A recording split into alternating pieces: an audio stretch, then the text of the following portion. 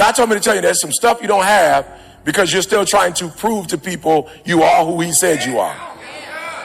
There are those of you who are putting on and you're putting on for people and you're not going to get what God will have you to get as long as you're putting on.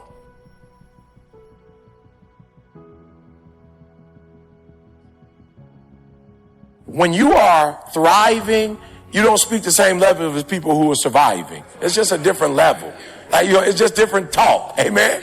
And so what's crazy is there's some individuals that was dogging Dion out for telling my man, who was the commentator, he kept stopping him like, yo, bro, talk like you normally talk to me. Football coach, Coach Prime. Coach, how you feeling today? No, straight up. I always ask you how you feeling. You was not talking like that just 2 minutes ago. Can you do the interview? Can you come in like you normally sound? I just want to be clear and concise. And professional? Yes, sir. So being you is not professional? Well, I mean, I can't say, hey, what's up, Cole? I can't do that. I ain't asked you to do that. I just want you to be you. Okay. Yes, sir. All right. Let me start over. Right. All right. Joining me is Jackson State Coach Prime. Is that the same? Dog, it's the same. Like,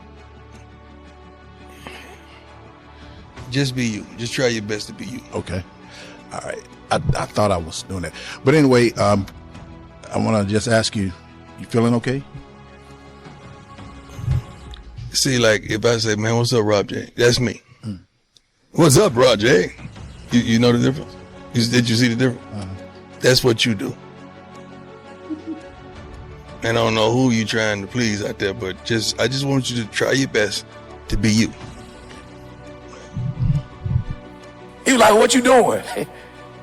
He's like, when they turn the camera on, you start talking different. Like, talk to me like you was talking to me a minute ago. Like, be your authentic self is what he was trying to say. He was just saying, be you. And my man was like, well, be a professional. He said, well, you not like, you are professional. What type of professional are you trying to be? Listen to me. You cannot go viral. I want to use today's language. You can't go viral not being your authentic self. You got to be your authentic self to go viral. Does that make sense? So I'm going to start all over before I get into my message today. There are those of you who are putting on and you're putting on for people and you're not going to get what God will have you to get as long as you're putting on. Just be your authentic self. Now, here's what happens. I'm going to be real. Here's what happens when you're your authentic self. You're going to lose a lot of people. You're going to lose a lot of people. But you're going to gain people who will ride or die. Does that make sense?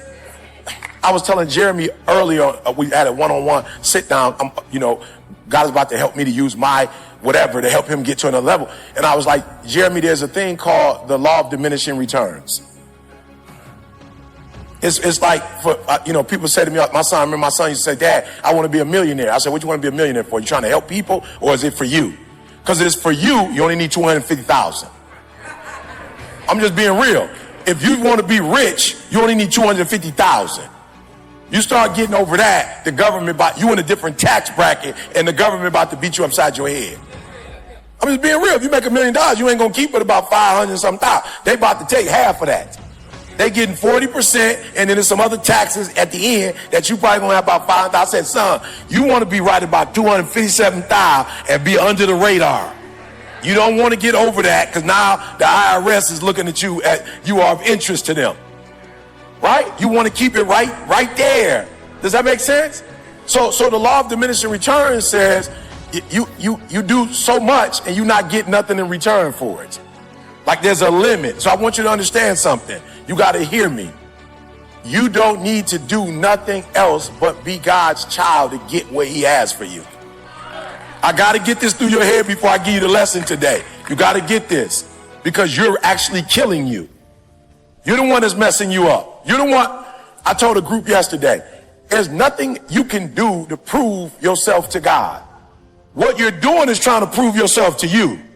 You ain't about to prove nothing to God that he don't know. He says, for I know the plans that I have for you, said the Lord of hosts. I know the plans that I have for you. You don't know them. I know them.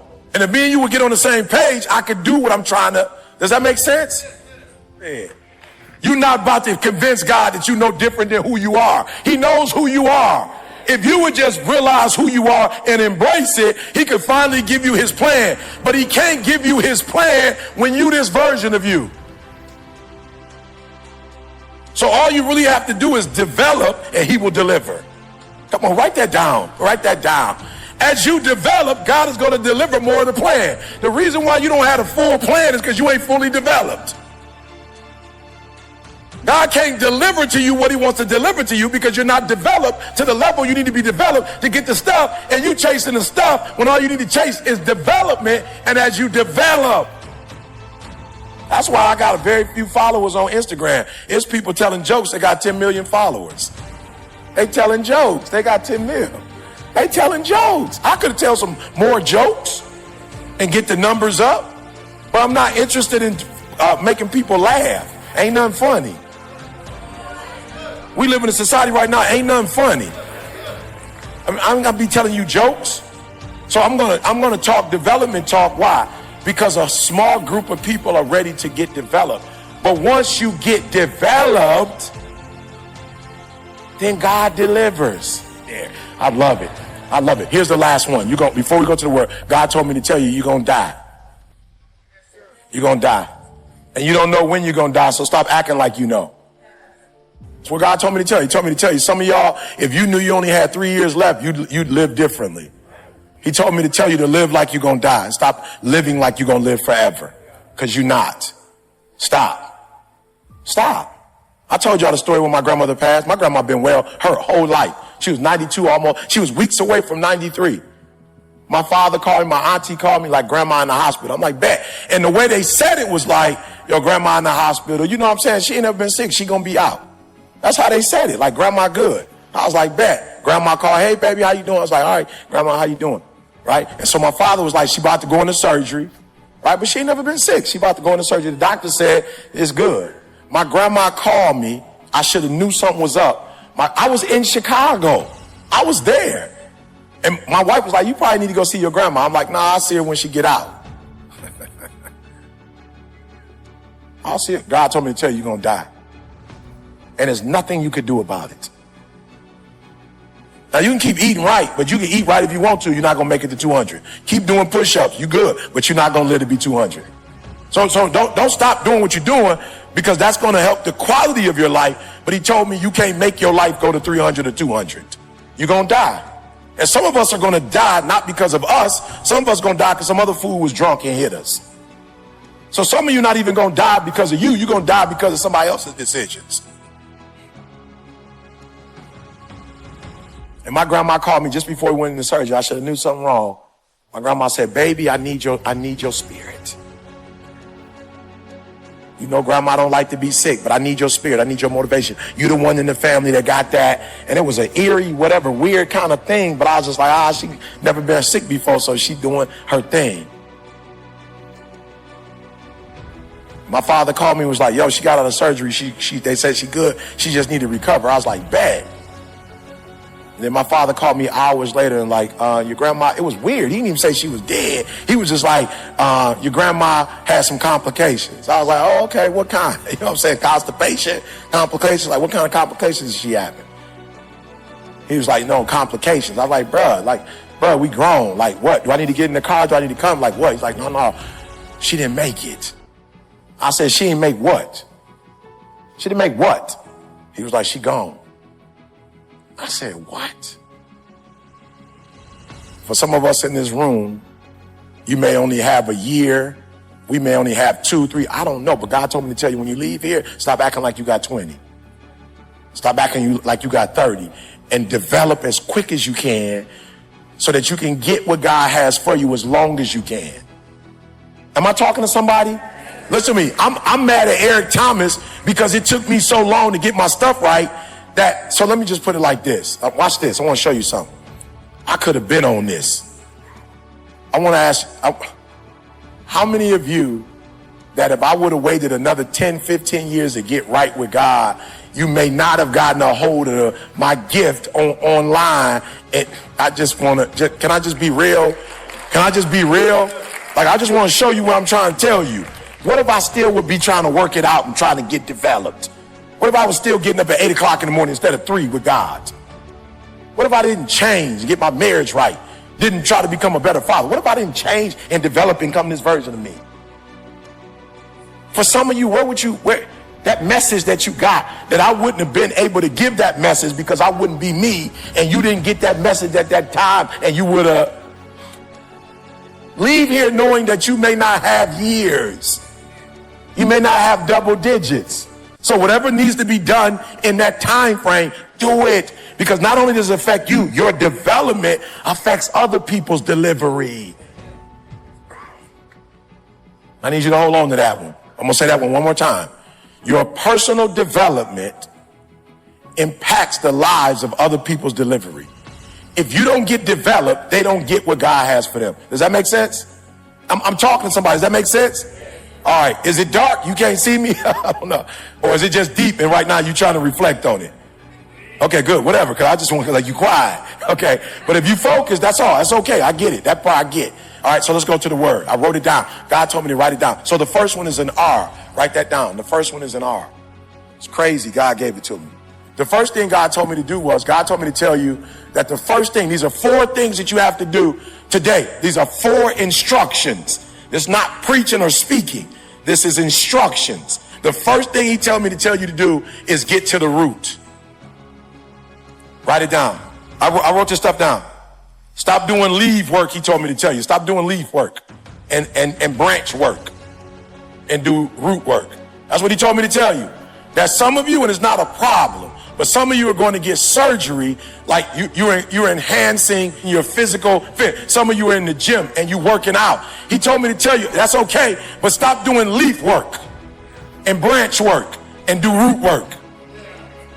He told me to tell you, stop doing leaf work. Some of you doing leaf work. There's nothing wrong with leaf work if you're doing root work, but he said you're not doing root work. So I'm not suggesting you don't enhance yourself, but he told me to tell you that when you fix the leaves, it's not about to fix the tree.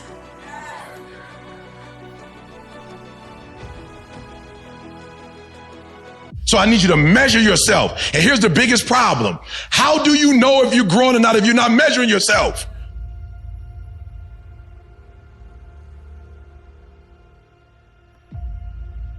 So I need you every day. Don't be scared. And I'm not going to lie. Some days I get on the scale and I know I ran and I worked out, but I had the blueberry muffin and I already know what the bread does to me, but I got to get on there anyway.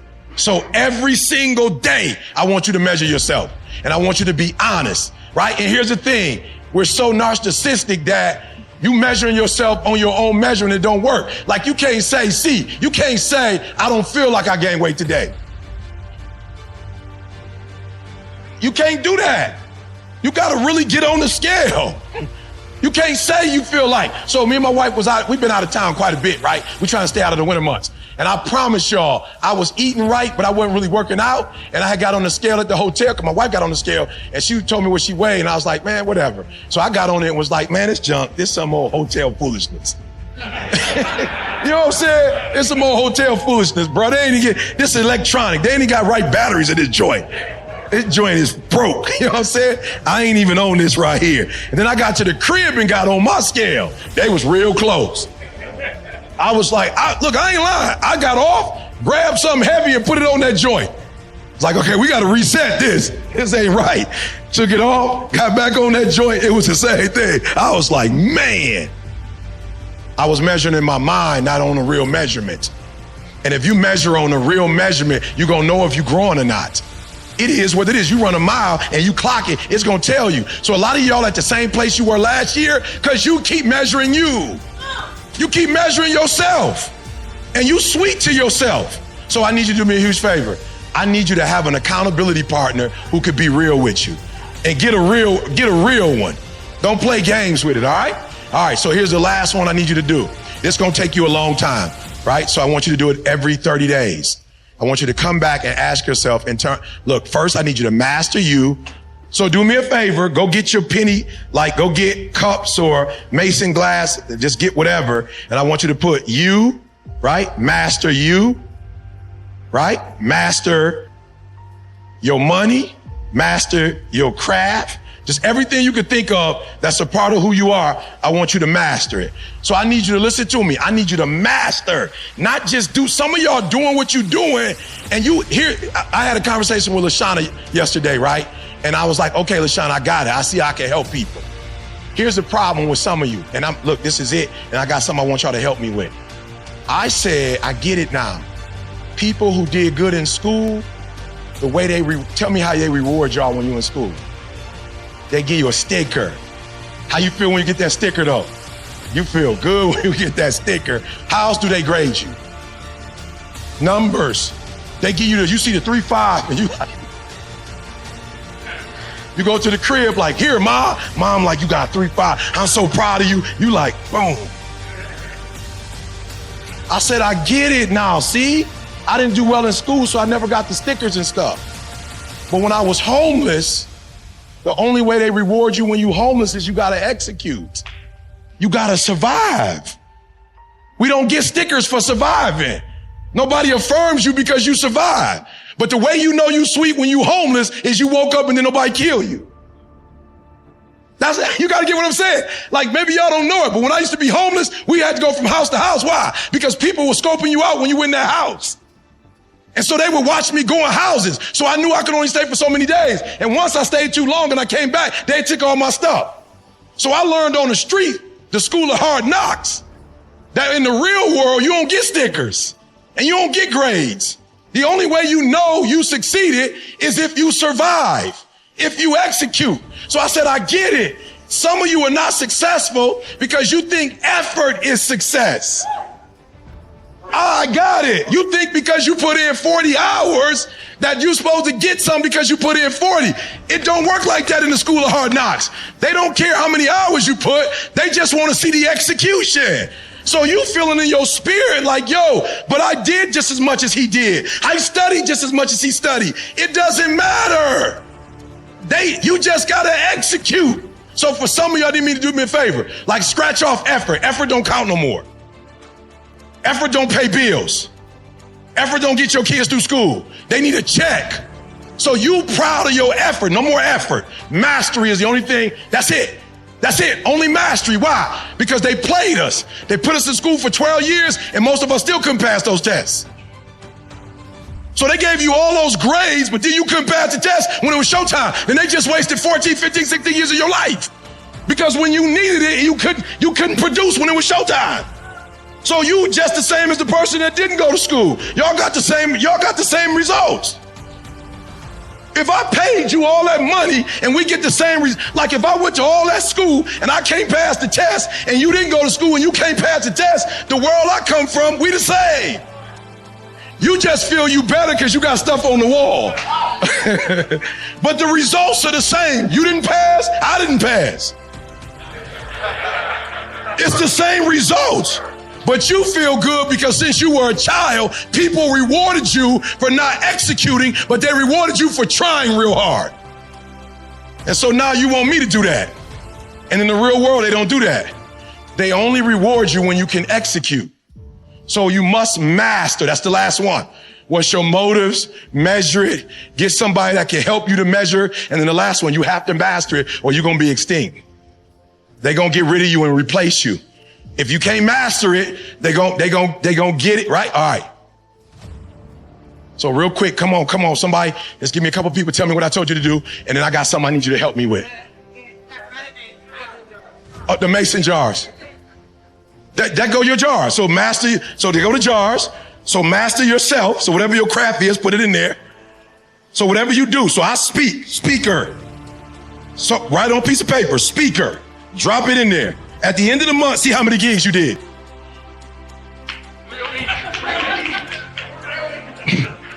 I mean, we're going to make it hard. I'm sorry. See, I got a GED. I thought I explained myself. I apologize. So you're just going to put it in there. All the gigs you do, you're going to put them in there. And at the end of the month, you're going to pull the gigs out and you're going to see how many. Now, if you did 20 gigs, don't get excited. Because then I want you to flip it over and tell me how much money you made.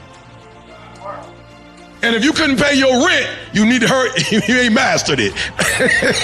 We got some work to do. And what happens when you don't master something? You go back. I told you I was just at the school system, and I saw teachers who loved the work I do. They were talking about how great it was, and they were in front of people, and they wanted to make me look good, but I saw them get stuck. They was like, we don't want to betray Eric, but we got to tell the truth. And the truth is, we did what you told us to do, E, but after 3 or 4 weeks, we got stuck. And then I realized, I do what I do so naturally. And because I didn't really do the school thing, I never document what I do. And there's some people that can't observe. When you come from the streets, you have to watch and you have to repeat.